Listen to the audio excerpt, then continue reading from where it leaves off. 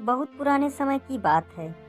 मध्य भारत में एक ऋषि रहते थे जिनका नाम भारद्वाज था। उनकी विद्वानता की प्रसिद्धि दूर दूर तक फैली हुई थी। उनका एक पुत्र था जिसका नाम भौकरीत था। भौकरीत को विद्या ग्रहण करने में तनिक भी रुचि नहीं थी। उसके पिता ने उसे समझाने का बहुत प्रयत्न किया, परंतु व्यर्थ।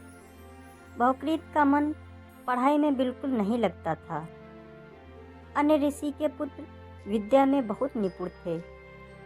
वे जहाँ भी जाते वहाँ उनका सम्मान होता, परंतु भौकरीत को वैसा सम्मान नहीं मिलता था। मिलता भी क्यों, वह विद्या धन से वंचित जो था। लोग अनपढ़ ऋषि पुत्र का अनादर नहीं करते थे। यह भी बहुत बड़ी बात थी। यह बात भौकरीत को अच्छी नहीं लगी। उसने विद्या प्राप्त करने का संकल्प लिया। प्रारंभ में तो भौकरीत ने पढ़ने में बड़ा उत्साह दिखाया, परंतु बाद में वह ऊबने लगा। सत्य तो यह है कि पढ़ने में उसका मन लगता ही नहीं था। हाँ, वह यह अवश्य चाहता था कि वह भी सभा में बैठकर शास्त्र चर्चा में भाग ले और लोग उसकी विद्वानता की प्रशंसा करें, परंतु यह कैसे हो सकता था। समाज में मान सम्मान तो उसे ही प्राप्त होता है जो विद्या में परिपूर्ण हो। निराश होकर भौकरीत ने निश्चय किया कि तपस्या करके इंद्र से विद्या का वरदान प्राप्त किया जाए। यही मार्ग उसे सरल लगा। यह सोचकर इंद्र को प्रसन्न करने के लिए वह मंत्र जाप करने लगा।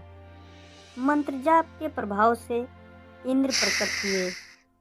इंद्र ने भौकरीत को आशीर्वाद देते हुए कहा, वत्स, मैं तुम्हारी तपस्या से प्रसन्न हुआ हूँ। मांगो, क्या मांगते हो? भौकरीत ने इंद्र के चरणों में गिरते हुए कहा, भगवान, मुझे विद्या का वरदान देने की कृपा करें। मैं भारद्वाज कुल में उत्पन्न हुआ हूँ। मुझे अपने पूर्वजों जैसी विद्या चाहिए, विद्या का वरदान। इंद्र ने भौकरीत से कहा, विद्या तो मैं तुम्हें नहीं दे सकता। उसके लिए किसी आश्रम में जाओ, परिश्रम पूर्वक अध्ययन करो, तुम्हें विद्या अवश्य प्राप्त होगी।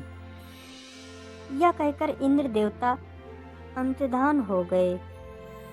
भौकरीत ने सोचा कि इंद्र देवता उसकी परीक्षा ले रहे हैं। वे उसकी तपस्या से पूरी तरह संतुष्ट नहीं हैं।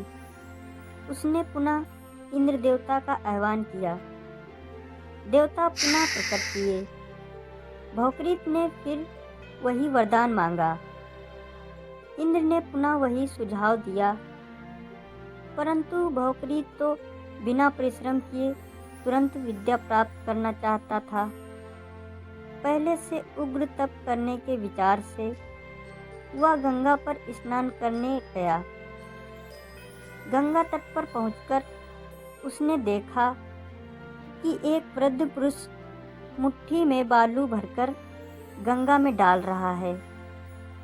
भौकरीत ने पूछा, आप यह व्यर्थ काम क्यों कर रहे हो? वृद्ध ने भौकरीत को बिना देखे उत्तर दिया, व्यर्थ नहीं, गंगा पर पुल बनाने का कार्य कर रहा हूँ। वृद्ध की बात सुनकर भौकरीत हंस पड़ा और बोला, क्या यह संभव है कि इस प्रकार बालू डालते रहने से गंगा पर पुल बन जाएगा? वृद्ध ने मुस्कुराकर कहा, क्यों नहीं बन सकता? जब तुम बिना परिश्रम किए पूर्वजों जैसी विद्या प्राप्त करना चाहते हो, तो मैं भी बिना किसी सामग्री के गंगा पर पुल बना लूँगा। भौकरीत ने वृद्ध पुरुष की ओर ध्यान से देखा तो चकित रह गया। वे तो साक्षात इंद्रदेव थे।